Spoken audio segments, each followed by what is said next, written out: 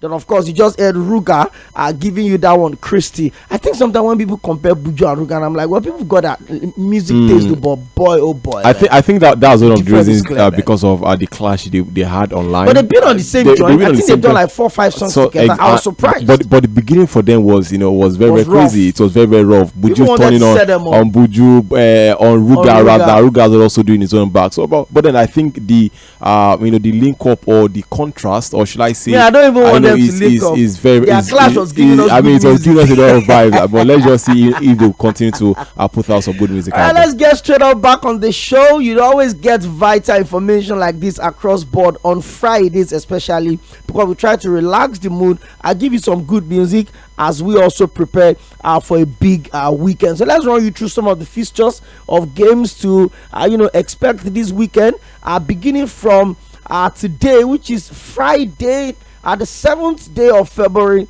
2025. Early game decided in the Nigerian Premier Football League already. Katsina United at the ᴘᴏ Stadium defeated Atlan of Owerri by 1-0. And by 9 p.m. it's going to be Spanish La Liga fixture between Rayo Vallecano and Real Valladolid. That game will come up by 9 p.m. And in the German Bundesliga, there's going to be Bayern Munich playing at the Allianz Arena against Werder Bremen. And the Italian Serie A, there's Como 1907 against former Italian champions Juventus. That game will come up by 8:45. And in the French Ligue 1, by 7 p.m. there's going to be Nantes at home against Brest the Stars, the one you call Brest FC. And of course, by 5 minutes past the hour of 9, there's going to be PSG at home against Monaco. This is the biggest game in the French League on this weekend, and it's coming on a Friday night. Well, like I said, and tonight by 9 p.m. there's going to be Manchester United versus Leicester City in the English FA Cup 4th round. Remember, Manchester United knocked Arsenal out at the Emirates Stadium via penalty, and the reward of that is an Old Trafford fixture against their former acting manager that didn't lose a single game, and also a legend of the side, Ruud van Nistelrooy, is super struggling at Leicester City at the moment. He has gone on to ruin his reputation at Leicester. He lost 7 games on the bounce. I'm not sure he lost his reputation. He took over Leicester because they sacked their manager. Yes. So it wasn't like they were playing good. They brought him in to stable the ship, and then the ship had finally capsized. As the manager was brought in not just to steady the ship, but also to get them going and also get them playing good football. And that's why you steady the ship now, because the ship is doing when you say you are steadying the ship, at least, for example, you can win like out of 5 games, you win like 5 games or 4 games. And that's if the steady the ship works.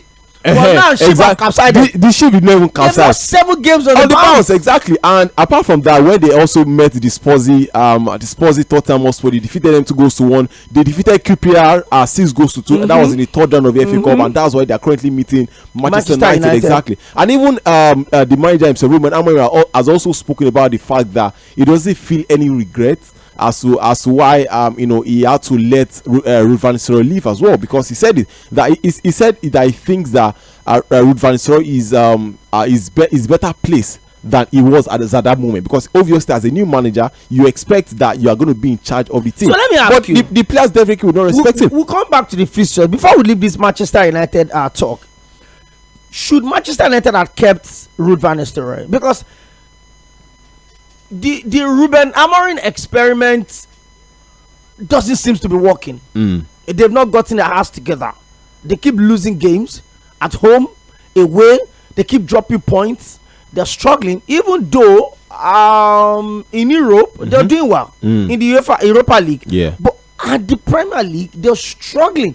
They've lost almost 6 games at Old Trafford already this season. They've lost away from home. They've beaten Manchester City. They've lost to Tottenham Hotspur. They've lost to Bournemouth. They recently lost to Crystal Palace at Old Trafford in their last game by 2-0. Exactly. And when Ruud van Nistelrooy was there, in 4 games, he didn't lose anyone. 3 wins, 1 and a draw. But then Ruben Amorim came in. A lot of people were thinking he was going to be part of the coaching crew of Ruben Amorim. But Ruben Amorim said, no, I'm coming with my entire team from Sporting, and the entire team had not worked. Should Manchester United have just stayed with Ruud van Nistelrooy, take them through the entire season, and allow Ruben Amorim have enough time to put his team together, sign his players, and start off his own time properly. Now, Okwemi, there are two sides to this story. Now, the first is this. I really believe that Ruben Amorim, yes, should have allowed ᴜᴜᴜ to stay. And the other side to it is that, I mean, as a manager, you have to show that you're in charge. As the new incoming manager, you have to show you're in charge. And I think I really do not blame Ruben Amorim for displacing with ᴜᴜᴜ. Now, on the flip side, Okwemi, ᴜᴜᴜ before what's his name now? Ruben Amorim came on board. Out of 4 games, he won 3. He also drew 1. You expect that there should be a bedding in for the new manager. There should be some form of adaptation period for the new manager, and that's how I think Ruben Amorim got him wrong, because you are coming into the side, you expect that obviously you don't know these players. They are new players. You've never managed them. You are the youngest manager in the history of Manchester United. You've never been to any club in England. You've never managed any club in England. You don't know how things work in the club. And then there is a certain. By the way, he was in England a season before to sign for West Ham. It collapsed. But it didn't work. I think it was during the January transfer window. Yes, he was in England. To sign that was last year, for West Ham exactly. Now, ᴜᴜᴜ had played for Manchester United. He had also been their star manager. You'd also recall as well that at the point he was the head coach for PSV, Okwemi, before he had to leave his role as the head coach of PSV and come to assist Ten Hag as their star manager. He had played for Manchester United. At the point, he was also the assistant manager for Manchester United, and then at some point as well, he was also the acting manager for Manchester United. So definitely, you expect that you needed someone to be on ground at that place who knew the club, who knew the players, who knew 1 or 2 things about the people. Now, the other side and the other side to this story is the fact that as the manager, Ruben Amorim, you are coming in from Portugal. Obviously, you know that there is a certain ᴜᴜᴜ who had once played at the club, who is a club legend as a matter of fact, who was at one point as well the acting manager. So what would the players listen to? When you back instruction, would they listen to you or they will listen to ᴜᴜᴜ? I don't so see. There are two sides to this story. I think Ruben Amorim is an Ineos project. Mm-hmm. They just wanted a manager that has charisma. They wanted a manager that is one of the most sought after managers in world football. And they want a manager that is also young, just like you said. Yeah. The youngest permanent manager ever in the history of Manchester, because Ryan Giggs was much younger when he finished the last 6 games after Alex Ferguson left, before David Moyes came in. But in terms of permanent manager, Ruben Amorim is the youngest in the history of Manchester. And irrespective of whatever had happened to Man U in the last few years, Manchester United is still the biggest club in England. Definitely.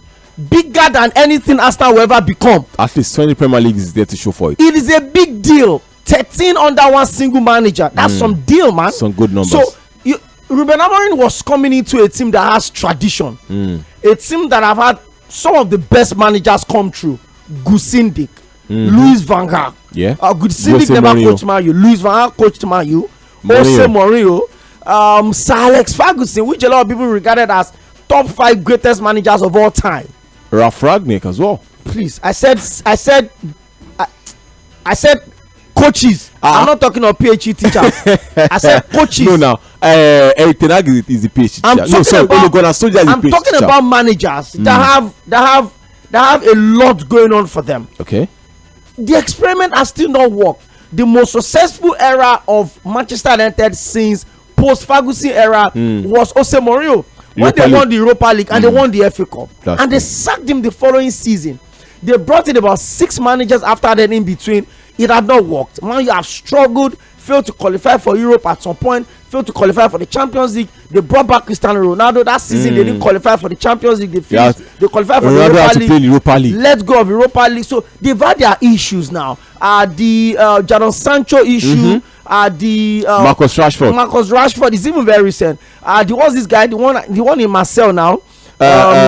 Greenwood. the Mason Greenwood issue. So there's been a whole lot of issue. Then Ronaldo's interview came in that messed everything up, talking about the quality of their facilities. And then we also saw the game against Arsenal when they lost at home. The roof that was leaking, you lost at home, your roof was leaking. Apart from that, rodents on the pitch. There was just a whole lot around Manchester United. So Ruben Amorim was supposed to come in. New managers came in. The Glazer families left. The Ineos came in. There's also a report that the Glazers family still have they have a percentage. They retain ownership percentage. Exactly. But as it is now, the Ineos have almost, I think, 91% or so thereabout. But the Glazers family still direct. They still direct the club also. In some form of capacity. They didn't release the entire ownership to the Ineos. Okay. But that's not even a big deal right now. Yeah. The Ineos are in charge. They're setting up the structure of the club. But Ruben Amorim came in, and you know that you're coming into whether you like it or not, the standard for Manchester United still remain Alex Ferguson. Yeah. And Alex Ferguson was synonymous to trophies. He kept winning them. Champions League, World Club competition, Premier League, nobody comes close. Ruben Amorim also proved himself as well. Because Manchester United fans have gotten so used to that space that even in their worst seasons, they're still better than Arsenal. Even in their worst seasons, they're still getting to the finals of competition. Even in their worst seasons, they're still winning the Carabao Cup. They're still winning the FA Cup. 2 seasons for Erik ten Hag, he had 2 trophies to show. Yeah, Carabao 5 Cup seasons for Arteta, only FA Cup, and he even joined the FA Cup in the semi-final. He won the Community Shield. Please rest. It's a shield. So what I'm saying is that the coming in of Ruben Amorim, maybe Manchester United should have just Manchester United fans have to manage their expectations. They are no longer the big clubs they used to be. They need to know that the glory days are over, and they need to build from the scratch. Perhaps they should have just allowed Ruud van Nistelrooy to continue to the end of the season. I don't believe, so that when Ruben Amorim comes in, okay, you can even give. I don't believe in that. You can, yes. I mean, because I'm not enforcing my opinion. Even Ruud van Nistelrooy as well is also losing games at Leicester. I'm not forcing my opinion. No. Do you expect Manchester United fans to take 7 games? To take 7 games being beaten? Ruud van Nistelrooy will not lose 7 games at Man U. I don't agree with that. If he can, if he has lost 7 games with Leicester, then he will definitely do that with but he played 4 games at Man U and won 3 and drew 1. There was a new manager. There was a new manager. There's nothing like manager bounce anywhere. No, if the players want you out, you will go out, and that's the fact. Go and look at what Plymouth is doing now in the Championship. Yeah, the same Plymouth that was in 19 with Rooney. Now they are pushing to get into the playoff spot. The same Plymouth that didn't win a game in 7 matches. So the question is this: I understand where you're coming from, Agbatomi, but the player power is so strong that if the players want you out, they will frustrate you and get you out. They'll play nonsense. When Ten Hag left, Ruud van Nistelrooy came in 4 games. So the way you can argue that he could have lost 7 games at Man U is the same way I would also argue that he would have lost 7 games, because I mean, your own is, there's a balance to the story. Your own is what never was. Mine is what could have been. Your own is what could have been. My own is what was. What could have been was if you had coached Man U to the end of the season, you would have that never happened. Yeah. But my own position is that what happened was that 4 games, no loss. A team that had only 1 win in 7 matches. When he came in, they had 4 games, 3 wins and 1 draw. That is 10 out of possible 12 points. So I'm not sure if Ruud van Nistelrooy would have struggled at Manchester United the way Ruben Amorim struggled. One of those games was even against Leicester in the Carabao Cup, if you remember. Exactly. And that was, I think, he ended, was it 5-2? Yes. Where Casemiro and all of them. I think that was the screamer. That was the match. That was the match after Ten Hag had got sacked. Yes. That he played against Leicester in the Carabao Cup. So this is even like like a reverse fixture, but then in the FA Cup. So the energy comes from. He's with us. He's a legend of the side.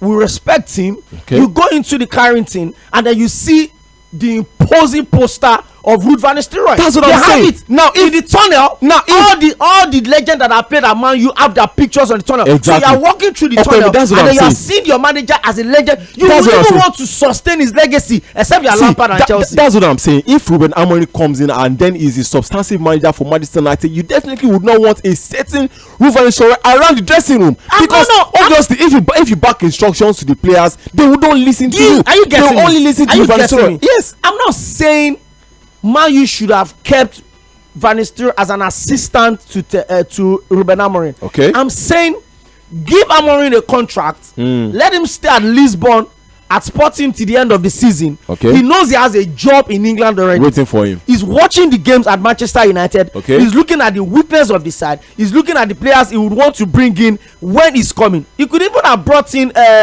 what's his name now? The assistant manager. No. The striker. He probably would have even come with Gyökeres at the end, because I'm very sure he's leaving Sporting. I don't know where he's going to, exactly. but he's leaving Sporting. So he knows that he's got a job in England. Watch the team from a distance. Look at how they've done well. Look at your own team. That you know that once the season ends, Ruud van Nistelrooy knows that even when they win the Premier League, he's not retaining his job. True. He knows. So why shouldn't I have kept him? Now, I'm not saying he should be an assistant. I think I understand. I'm saying that why shouldn't I have kept him till the end of? See, Man U this season don't have ambition. But I don't think. Forget it. They're not winning the league. They're not winning the Europa League. I don't think Manchester United had the ability and trust in Ruud van Nistelrooy to lead the team to the end of the season. Why? I don't think they did. Why? They did. No, Bro, I don't think so. Ruud van Nistelrooy's stint was just coming. Okay. Everybody knew what Manchester United's desire was. It is Ruben Amorim or nothing. Yeah. So it's not even about trust on the part of Ruud van Nistelrooy. Do you know that Manchester United could have imposed on Ruben Amorim to include Ruud van Nistelrooy into have. Yes, they could have. See, that would have been a recipe for disaster. No, but I'm just saying. No, you don't. I'm just saying that it could have happened. No, you can't impose. If really it's only a national team that you can do that. Yeah, if really they have the. I mean, look at what's his name? Jürgen Klopp. When he came to Liverpool, and then Steven Gerrard was part of the youth coaching setup. Liverpool had to, at some point, Steven Gerrard was part of the coaching setup, the senior coaching setup for Liverpool. Yes, because he was at that point he was doing his coaching badges, and Liverpool had to include him into Jürgen Klopp's coaching setup. But that's the way I'm going. If Jürgen Klopp had said he doesn't want Gerrard, there's nothing the guys will have done. Simple. If a manager says I don't want him as an assistant, and then you force him on me and things don't go well, I'll tell you that I told you I don't want this guy as an assistant. I have my own team that I work. Maybe for national team that could happen. You could say, oh, please, we want to give you this Salisu Yusuf so that I can assist.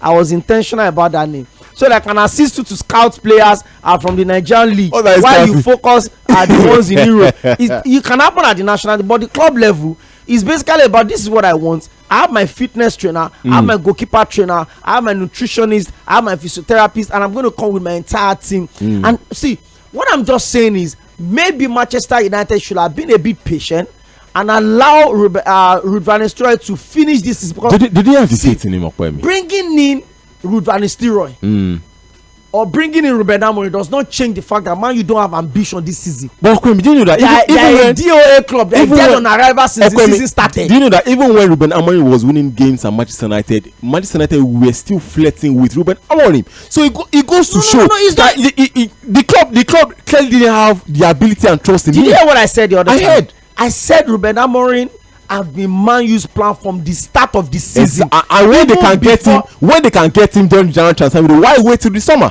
Even before Erik ten Hag left, Ruben Amorim had been Manchester United's pet project. In fact, their major marquee signing. Okay, they are signing him like new boy signing Messi. You understand? So everybody knew that this is what they want.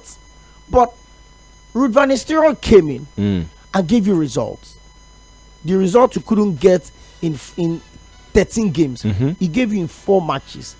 Ruud van Nistelrooy's record in Man U still remains unbeaten. That is legendary status. Exactly. You can't say the same thing of Frank Lampard at Chelsea. He was sacked. But they brought him back for the second time. He was also sacked again. But look at his record as well as Leicester City. Look at his record at Leicester. He has nothing to lose. But at least he's the substantive manager for Leicester, and he could also be leading Leicester to relegation as well. Okay, but he wouldn't have led Man U to relegation. He could have. Disclaimer: Agbatomi is a Liverpool fan. No. So you know where that is coming from. Apart from being a Liverpool fan, I mean, one of the tenets of journalism is objectivity. I'm not saying because no, seriously. See, I mean, with the way Manchester United are playing at this moment, if they keep on losing this game, they could be flirting with relegation places. They are currently 13th at this point in time. We are not streaming on Facebook, but we are streaming on YouTube. Go and look at the face of objective journalist. All right, guys. Let's run you through some of the fixtures of games to expect tomorrow. We told you that there's going to be FA Cup tonight, 9 p.m. Manchester United versus Leicester City, and of course tomorrow early kickoff the Nigerian Premier Football League. El Kanemi Warriors in Maiduguri will be hosting Nasarawa United. That's in Northern Derby by 3 p.m. Remo Stars will be playing in Ogun State against former 3-time champions, talking about Kano Pillars, and Shooting Stars will be playing against Benin Insurance by 5:30. Okay, in the Spanish La Liga, there's Celta Vigo versus Real Betis by 2 p.m. Athletic Club Bilbao will be hosting Girona by 4:15, and by 6:30 is going to be Las Palmas versus the Yellow Submarine Villarreal, and by 9 p.m. the biggest game in the Spanish La Liga for this weekend at the Santiago Bernabeu, it is going to be Real Madrid versus their city rival Atletico Madrid. We're going to talk about that game very soon, but let's quickly run through the other games expect this weekend. On Saturday in the German Bundesliga, there's going to be Borussia Dortmund at the Signal Iduna by 3:30 hosting VfB Stuttgart. There's also Freiburg by 3:30 versus FC Erdheim. There's Hoffenheim versus Union Berlin. All of these games will be by 3:30. There's Mainz 05 versus Augsburg. There's Wolfsburg at the Volkswagen Arena versus Victor Boniface Bayern Leverkusen. Back-to-back goals for Victor Boniface now. I got 2 goals in the last 2 games. And then by 6:30, there's going to be Borussia Mönchengladbach versus Eintracht Frankfurt. And of course, in the Italian Serie A, there's Hellas Verona versus Atalanta by 3 p.m. There's Empoli versus AC Milan by 6 p.m. And by 8:45, there's going to be Torino versus Genoa. In the French League On by 5 p.m. there's Nice versus Lens. By 7 p.m. there's Lille versus Le Havre. Saint-Etienne and Rennes will square up by 9:05. And in the 4th round of the English FA Cup, there's going to be Leeds United by 1:15 versus Millwall. Leighton Orient by 1:15 versus Manchester City. There's going to be Coventry City versus Ipswich Town. And of course, all Premier League fixtures by 4 p.m. There's going to be Everton at the Goodison Park versus Bournemouth. Well, the manager of Bournemouth has just been voted as the Premier League manager of the month of January. Not just him, but also the players as well. Yes, that's Justin Clement has also been voted as the player of the month in the Premier League. Their player also won the goal of the month as well. Exactly. So it was a clean sweep for Bournemouth. Preston, I mean, they've been exceptional. They've been super crazy. They've been good. Preston North End will be hosting Wycombe Wanderers by 4 p.m. And there's also Southampton and Burnley. It looks like this team will replace each other. Southampton getting relegated and Burnley coming back to the Premier League. So they'll be squaring it up at St. Mary's this tomorrow by 4 p.m. And also by 4 p.m. there's going to be Stoke City versus Cardiff City. Also by 4 p.m. The DW Stadium is going to be Wigan Athletic versus High Flying Fulham. Also by 4 p.m. there is Birmingham City versus Newcastle United. That's crazy. Newcastle United played on Wednesday, and now they'll be playing again tomorrow, and they'll be traveling to Birmingham to play Birmingham City. And of course, the last game on Saturday in the FA Cup all Premier League clash is going to be Brighton versus Chelsea. Exactly. And of course, Brighton will be playing their game at the American Express Stadium, the one you call the Amex Stadium. It's going to be a difficult game, very tricky game, because Brighton this season has been a bogey club to a lot of clubs. I mean, they took 2 points off Arsenal in home and away games against Manchester United. They also got 6 points from their maximum points. Home and away, they defeated Manchester City. Against Chelsea as well this season, they've also drawn. That was in the English Premier League. Apart from that as well, even against Liverpool had to come back from behind, in their last game at Anfield, to win that game as well. So against Chelsea as well have been quite inconsistent. I mean, bad their recent performances. It looks like Monday seems to be good for Chelsea. I mean, they've won their last 2 games on Mondays. Exactly. But today, this game is not actually going to be on Monday. It's going to be tomorrow. So let's just see if Chelsea will be able to. I think it's going to be at the Amex Stadium. Yes. So I mean, it's going to be very, very exciting. And Brighton brought in some quality players in the January transfer. Exactly. They brought in 6 players. Let go of Evan Ferguson. Let go of Alan Daniel. Daniels, the Welsh midfield prodigy, exactly. But they brought in some top quality players. I mean, you expect that. I mean, for Brighton, they are well known for brushing up young players. What they do is that they bring in new players. I mean, look at Mitoma. Look at Trossard. Look at the current Chelsea midfielder now. What's his name now? I'm trying to Moses Caicedo, exactly. Apart from that, the new Carlos Baleba as well. I mean, they are well known and they have enough for producing young players. So I think that's also a step in the right direction for them. There are also games in the Championship tomorrow. There's Sunderland hosting Watford. And there's also West Bromwich Albion versus Sheffield Wednesday. And there's Norwich City versus Derby County. And of course, there will be Sheffield United versus Portsmouth. Those are the games to expect tomorrow. And on Sunday, there's a lot of games in the Premier League, Nigerian Premier Football League. Niger Tornadoes, they call themselves, will be hosting Plateau United. Remember, Plateau United gave a 3-match ultimatum to their managers, and this is the first of the 3 games. They've got Niger Tornadoes, they've got El Kanemi Warriors, and they've got Remo Stars. That's one of those things you see in the NPF. I don't think we are used to seeing a club giving ultimatums. It happens every season. Wow. You would find one club giving their manager. I'm talking about in Europe. I mean, it's not usual. I mean, you could just wake up in the morning and then you see that you've been sacked. You see even the ultimatum is always a recipe for being sacked. Exactly. Because when they give you that you've not won, you've had only 2 wins in 6 games, they now tell you to win the next 3 games, and out of those next 3 games, 2 of those games are away from home. You cannot win at home. You now want to go and win at home. Bro, there was a time El Kanemi Warriors didn't lose a game in Maiduguri for 9 years. I remember one season I was on Plateau United, media team to watch, El Kanemi Warriors at the Desert Warriors Stadium. That's what they call the name of that stadium in Maiduguri. Bro, Plateau United considered a goal in the 99th minute. And they scored an equalizer. No! El Kanemi Warriors won by a goal to nothing. Okay. The fans were begging the referee to give a goal to El Kanemi Warriors. Because we know that you cannot come out of that stadium. They have to referee give that one goal. We don't even want to do it.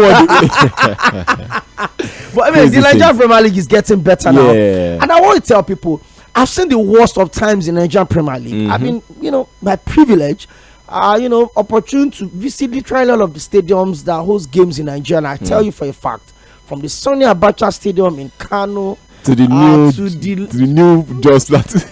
Don't leave that one. That stadium has been under construction for over 40 years, and it's still the new Josiah. This stuff. But apart from that, Kwame, talking about the improvement of the league, one thing I've been, impressed with is the way Ikorodu City have handled their stadium ban. That's what is it called now? I'm trying to remember the name it was given. With the fans not being allowed to enter the stadium. Behind closed. Exactly. The way they made use of social media to inform the fans that, guys, these games don't come. Just sit at home. Only accredited journalists are allowed. Even journalists who are not accredited, we're not even allowed into the studio. So that shows how that's standard. Exactly. Because there are consequences if you break the rules. Because you see the pain. Apart from that, they also paid fines as well. So, and I think, it's a whole lot, considering the fact that these clubs have to stay afloat. They struggle to stay afloat. A lot of sponsorships are being affected as a result of the NPFL being unstable and all this. So, but I think I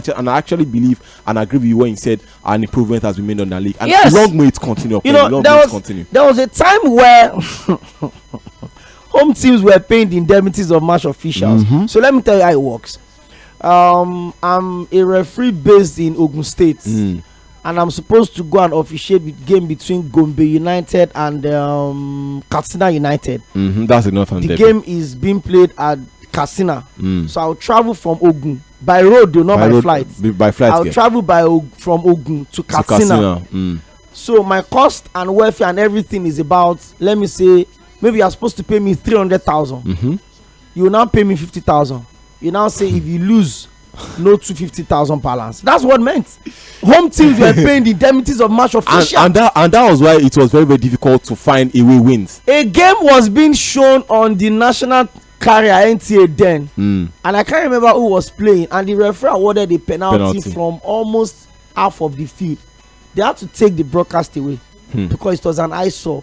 Because the referee knows that if he does not award the penalty, he will not get his balance. He's not even getting balance. He may not even leave the stadium alive. Okay, what about now? If you're talking about all of these things, now what exactly can we say to what happened? I think was it at the last CHAN or the CAF Champions League where the referee stopped the game at around, I think 80 something minutes. Is AFCON. Is AFCON. Please leave. If that can happen at AFCON, leave my brother. See, okay, apart from that, he checked time. Yes, now he checked time. I think around 88 minutes there about. He said 90 minutes to play. Let's go on with what we have to do on the show today. Niger Tornadoes by 3 p.m. Would begin the first of the 3 games ultimatum that the management of Plateau United have given to their manager. Win 2 or you get sacked. And out of those 2, only one of those games will be a tomato of these 3. If they win against Niger Tornadoes in Minna, they will have to still go to Maiduguri to play El Kanemi Warriors, and they would have to host. No. They are coming to Lagos to play Remo Stars. Okay. They are coming to Ogunrada to play Remo Stars, and then they would host. Have they played against Ikorodu City? Yeah, in Lagos. So that means they still come to Lagos. Yes, they will still come to Lagos. At Lincoln Stadium. I don't know. I mean, I don't like managers being sacked, but when you don't bring results, you guys. I remember Plateau United had also lost. They've deducted 3 points and 3 goals from them this season for crowd control. Okay, apart from that, look at the change in form for Ikorodu City after they sacked their manager, and when the current manager was, I think his name is Bright Ozegbagbe or something. When he was being made to continue in that acting capacity, and look at how far he has brought them so far. At some point, Ikorodu City were 5th on the log, and for the first game of the season, and that was against Kano Pillars that they were humbled. I think 4-0. Was it 4-1 exactly?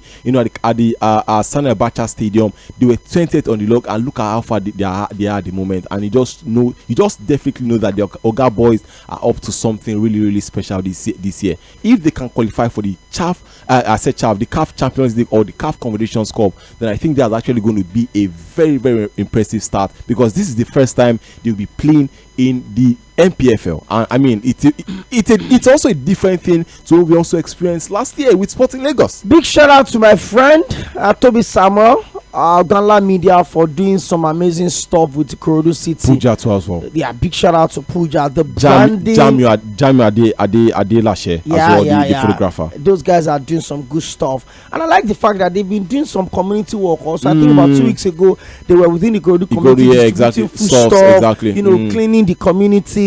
I think it's just getting the right guys, getting to do the right things, and the results will always come. But the plea to the management is, please, can these boys stop traveling by road and travel by air to far distances? It is very, very, very dangerous. You're a big boy. You can put your money where your mouth is. Let's run through. Plateau United will be traveling away to Minna to play Niger Tornadoes on Sunday by 3 p.m. Abia Warriors would also be hosting Sunshine Stars Football Club of Accra by 4 p.m. Akwa United will be hosting Enyimba. That's some interesting game to look out for. Enyimba secured their first win in 2025 and the last time at Bayelsa United will be hosting Enugu Rangers by 4 p.m. and of course Rivers United versus Lobby Stars by 4 p.m. Lobby Stars lost their last game at home against Enyimba, and they'll be traveling to Rivers United by 4 p.m. and the last game for Sunday is Ikorodu City versus Kwara United. That game will be up by 5:30. In the Spanish La Liga, there's going to be Deportivo Alaves versus Getafe by 2 p.m. Valencia versus Leganes by 4:15. Real Sociedad will host Espanyol by 6:30. And the big game also, of course, on paper, because Sevilla have been a mess of themselves this season, but of course it's going to be Sevilla versus Barcelona. In the German Bundesliga, there's going to be RB Leipzig versus St. Pauli. Italian Serie A, there's Venezia versus AS Roma. There's Cagliari versus Parma. There's also Lazio versus Monza. The game between Cagliari and Parma, Lazio and Monza will be kicking off by 3 p.m. and Venezia versus AS Roma will be by 12:30. Lecce versus Bologna will square it up by 6 o'clock, and by 8:45 there's going to be Napoli hosting Udinese at the Naples, of course, at the Diego Armando Maradona Stadium. Now in the French Ligue 1, there's Lyon versus Reims by 3 p.m. By 5:15, there's AG Auxerre versus Toulouse, and by 5:15 as well, there's Strasbourg versus Montpellier, and by 8:45, there is going to be Angers versus Olympique Marseille. Our fourth round of English FA Cup continues on Sunday. Blackburn Rovers will play Premier League side Wolves by 1:30. Plymouth Argyle would host Liverpool by 4 p.m. and of course Aston Villa versus Tottenham would be by 6:35. All of those games will come up by Sunday. So those are the games we expect to see in the Nigerian Premier Football League, the English FA Cup fourth round, Spanish La Liga, German Bundesliga, Italian Serie A, and of course the French Ligue 1. Those are the games I would expect to see this weekend. Yes. Now let's look at Unai Emery. Aston Villa boss had commented on Marcus Rashford's signing, and he said, and I quote, "I think his potential is huge potential to exploit. I'm very happy to try to exploit and help him recover his performances individually and collectively. My challenge with him is huge. His challenge with us is exciting." Aston Villa boss Unai Emery is looking forward to a huge challenge of getting Marcus Rashford back to his best. The 27-year-old has joined Aston Villa on loan from Manchester United on the end of the season with the option of a permanent transfer in the summer. Rashford left his boyhood club after being frozen out under new manager Ruben Amorim, with his performances having stagnated over the last couple of years. He's in the frame to make his debut against Tottenham Hotspur on Sunday in the fourth round of the FA Cup. I'm happy with the window that we did. I'm very happy with Rashford talking about Unai Emery, and he says the conversation I had with him was a very normal conversation with the player and the coach. We just spoke about football. I only want the best football from him as a person, as well into the dressing room, like one more player helping us. I think his potential is huge potential to exploit. I don't want to know the reason why he left Manchester United, but I'm very happy that he's with us here. Well, Ruben Amorim had publicly questioned Rashford's performance in training, saying on Thursday that he couldn't get Rashford to see the way you are supposed to play football and to train the way I want to see him. Emery was not prepared to look too far into the future as to whether Rashford's long-term future would be at Villa Park. Today he trained fantastic. Tomorrow again we'll see what happens, and on Sunday there's a match. He said on Friday we'll enjoy each step, and the future is only beginning with the present. If we try to get the future before building the present, it is impossible. We have to do that from the scratch. Wow, good for Aston Villa, because Oli Watkins is going to be missing the game against Spurs, so you'd expect that Marcus Rashford will start that one. Aston Villa will be without their superstar striker Oli Watkins for the visit of Tottenham after he injured his groin in last week's defeat at Wolves. Emery hopes he will be available in the next weeks. For him, each day is being important. How he's feeling. For Sunday, he's not going to be available because today he didn't train, and tomorrow he won't train as well because he needs to recover fully.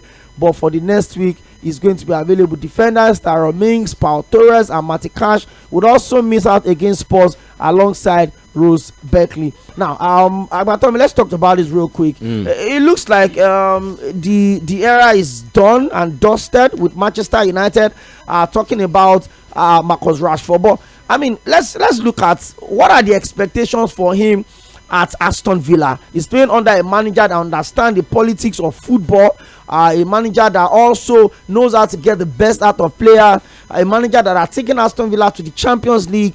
But then there's something more for Marcus Rashford. He needs to do well to get Aston Villa to sign him permanently. Well, for Marcus Rashford at Aston Villa, the most important thing for him at the moment is to get games. That's the next step forward for him, because I mean it came from a position in the season where he was getting a lot of games, in a way he was playing every game despite the fact that he was not playing well. I know to at some point being made to sit at the bench, to at some point as also be made to train and then not make the match day squad. But for it's very, very, very simple for Marcus Rashford. Try as much as possible to compete for his starting position. There could also be the scenario of him being paired up front with Oli Watkins whenever Oli Watkins is also back. Exactly. But apart from that, you also take a look at the near future. The World Cup. Let's quickly take this call, Agbatomi. Sorry to hold your thoughts there. Hello, good evening. Yeah, good evening. You're welcome. I got to guys for in the studio. to see this one. You're welcome. Yeah, you're a bully. Yeah, we gotta do see now every day. We go anywhere. We go see the end. We go see the end of their story. Go end. I say they go to go collect power, go collect juju. Say they want to stay in the Premier League. They go wait till their kingdom comes. Single point like this, Liverpool no go drop. In fact, that day we say we go see their crying and their wailing and everything. We go celebrate too, because it's always a day of joy when Arsenal fail to win the league or they bottle it. So that's also. You're just a banter man. He's a banter man. You're just a. I knew that was where I was going to. He's always trolling us now. Well, it's a big weekend, and of course, okay, we have more calls. The phone lines have been buzzing. Hello, good evening. This person got us a bit late, or we got a bit late. Either ways, okay, we've got a couple of messages here. You guys did not talk about Liverpool's game yesterday, how they defeated Tottenham Hotspur without a shot on goal. That's Stephen from Ijaniki. Okay, I think you've talked about it already. No, okay, we did talk about yesterday. I don't understand. What was your prediction, Kwemi? You said it was going to be a North London derby. I mean, I'm not even going to be seeing any North London club being final. I'm not an octopus. Neither am I an herbalist. I made a prediction. I didn't place a course. And I did not do like this. I did not put anything on my tongue when I was making that prediction. I did not do that one. So it's a prediction. And all of the ones that I've been doing, you and I know that prediction is coming from the place of banter. There's certainly no way Tottenham was going to qualify on. Arsenal still stand a chance of qualifying on Tottenham on Newcastle than Tottenham qualifying on Liverpool. You know that. At the viewing center, I already said it. I don't want Tottenham to win a trophy. At the viewing center, I was watching the game yesterday. I had an Arsenal fan still very. I was seeing your post. I said, look at this. Wait, I reply. The guy was saying when Liverpool scored the first goal, the guy said, "Please come on." He said he still prefers it for Liverpool to make it to the final than Tottenham. I don't have anything to lose. See, you really don't know what Tottenham can do in the final against Newcastle. Liverpool winning the Champions League is none of my business. Newcastle winning the World Cup is none of my business. But Tottenham winning a trophy, you don't want it. It will not work. But hey, were you expecting less yesterday? No, come on. I was not. It was going to be always turning up. Always turning up, exactly. But it looks like he's an Anfield man. He barely scores away from home. For this season, he has scored in all the games he has played at Anfield. I mean, he always shows up. Away from home. Apart from that as well, Mo Salah, you can't just stop talking about Mo Salah. I mean, I think he's the leading contender for the Ballon d'Or. Yes. If there's anything of such at the moment. And apart from that as well, it was also a beautiful performance from Liverpool's midfield. Ryan Gravenberch, I mean, very, very impressive. Guy, he could have got a goal for himself as well yesterday. Solid. I mean, I think it's probably the best defensive midfielder in the Premier League. Both of them. Szoboszlai as well this season. Both of them seems to be the best. They are gelling. They are gelling. Bro. Okay, look at McAllister to win. They fear me. And do you know the funniest was that this result was also grounded without the vice captain Trent Alexander-Arnold. A lot of people feel like whenever Trent Alexander-Arnold is on the side, that they play a different way. They didn't struggle, man. And one of those things that I enjoyed yesterday was the clash between Virgil van Dijk as well as Richarlison. Come on. I mean, and Van Dijk just silenced everyone with the goal. The hero in last season's final still scored in the semi-final. Did you see what Virgil van Dijk did to Richarlison? He was sitting down on the floor and then he wanted to help him up. Immediately stretch up his arm. Who are you that wants to help him? So beautiful game yesterday. That's about the size of the package today. I hope you enjoy your weekend. Big shout out to Agbatomi for coming through as usual. And of course, next up is Voices from the Top with Kunle Daniels and Joseph Folorunsho show by 8 p.m. You'll have to join Kokoredi on the show. It's a real Friday and it takes you through late into the night. Tomorrow by 7 o'clock, you have to call. Join Amida Adedoyin and of course Mama Rainbow on Agbo Birim Mama Rainbow. I've got so much more for you over the weekend. My name is Okpeyemi Akinade. They call me the host with the most, aka Sultan of MC. And enjoy your weekend, my friends.